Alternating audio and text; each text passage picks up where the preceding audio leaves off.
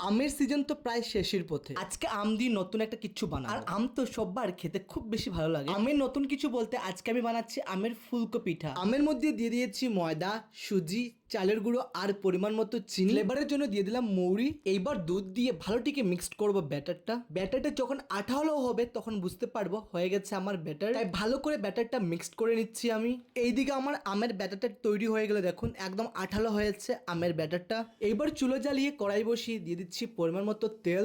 আর হ্যাঁ, আমার ভিডিওগুলো তোমাদের কেমন লাগে কমেন্টে জানাতে কিন্তু একদম ভুলবে না আমাকে। তেল তো গরম হয়ে গেছে, এখন গোল গোল করে আমের ফুলকো পিঠাগুলো তৈরি করে নিচ্ছি। আর হ্যাঁ, আজকে এই ভিডিওটা কে কে কোন জায়গা থেকে দেখছো আমাকে কমেন্টের মাধ্যমে জানিয়ে যাবে। আর হ্যাঁ, এই আমের ফুলকো পিঠাতে কিন্তু তেলের পরিমাণটা খুব বেশি লাগে। ওইদিকে দেখো তোমাদের সাথে কথা বলতে বলতে হয়ে যাচ্ছে আমের ফুলকো পিঠে। এপিট ওপিট করে লাল লাল করে বেজে নিয়েছি আমের ফুলকো পিঠে। ভাজা হয়ে গেছে, এখন কড়াই থেকে নামিয়ে নিচ্ছি আমি। আর এরকম আমের ফুলকো পিঠে খেতে কিন্তু খুব বেশি স্বাদ লাগে। ভিডিওটা তোমাদের কেমন লাগলো কমেন্টে জানাতে কিন্তু একদম ভুলবে না। সুস্থ থাকবে, ভালো থাকবে সবাই, দেখা হবে আবার নতুন একটা রেসিপিতে।